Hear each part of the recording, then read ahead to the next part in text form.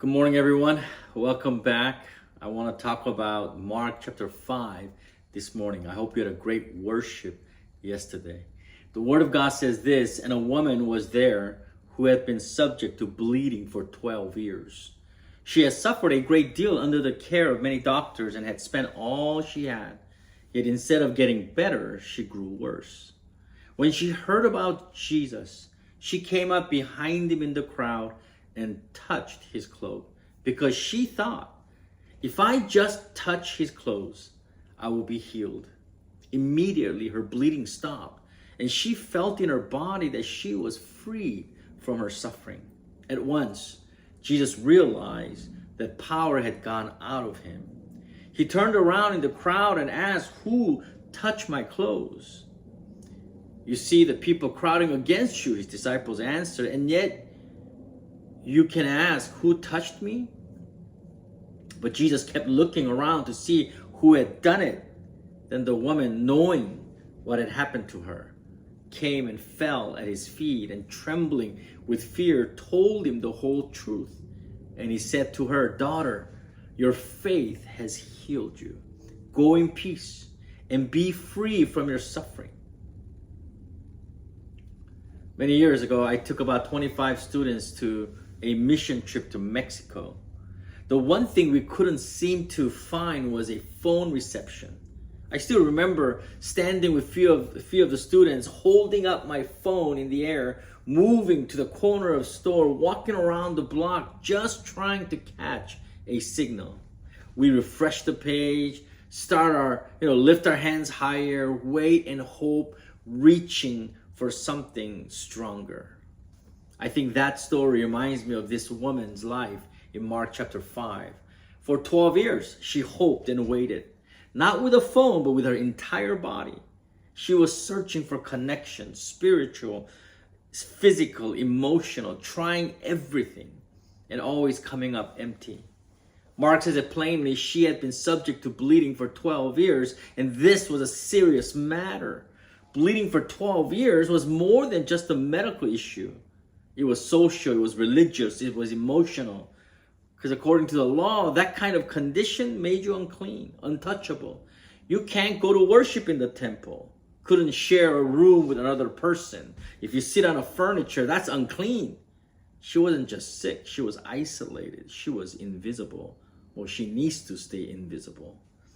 And then Mark adds another painful line. She has suffered a great deal under the care of many doctors and has spent all she had. Think about that. People she trusted to help her just drained her dry. The so-called cures left her worse. Her money is gone. Her dignity is gone. 12 years of suffering stacked on top of suffering.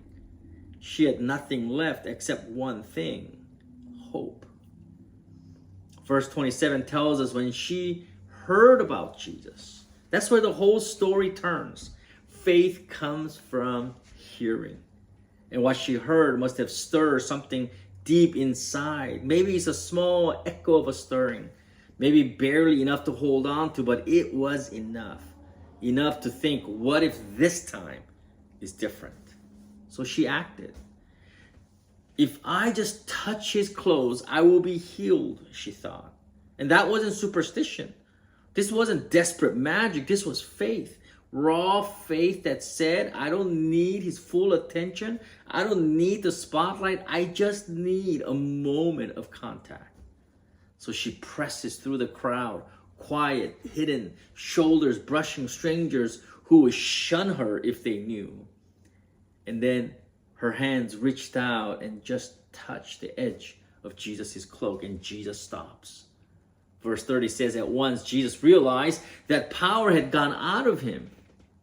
He turned around in the crowd and asked, "Who touched my clothes?" His disciples laugh. Everybody's pressing in. People are bumping into him left and right, but he knew this touch was different. This one wasn't accidental. This one drew something from him.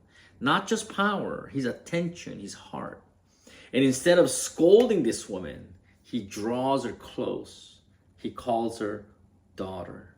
Daughter, your faith has healed you. Go in peace and be free from your suffering. He didn't just stop bleeding that day. He restored her standing. He gave her her name. Not just a cure. She came wanting a miracle. She walked away with identity. This wasn't a drive-through blessing. It wasn't a quick swipe of spiritual credit. This was Jesus restoring her fully. She got more than she asked. Not just physical healing, but total healing. Socially, emotionally, and spiritually. And perhaps, my friends, that's where you're at. Maybe this story is shared with you this morning so you can get past the noise around you and so you can reach out. Even the faintest touch of faith is enough. Because no matter how crowded life feels, no matter how many voices are pressing in, when you reach for Jesus, Jesus notices. And he doesn't just patch up what's broken. He calls you his own. Go with him today, my friends. Be with Jesus today. Walk with him. Talk to him. And have him speak into your life. And I bet he'll heal the areas that needs healing. God bless you. And I'll see you in a couple of days. Click that like button. Share so others can join us. Subscribe if you want these videos right away. Again, God bless you. And I'll see you in a couple of days.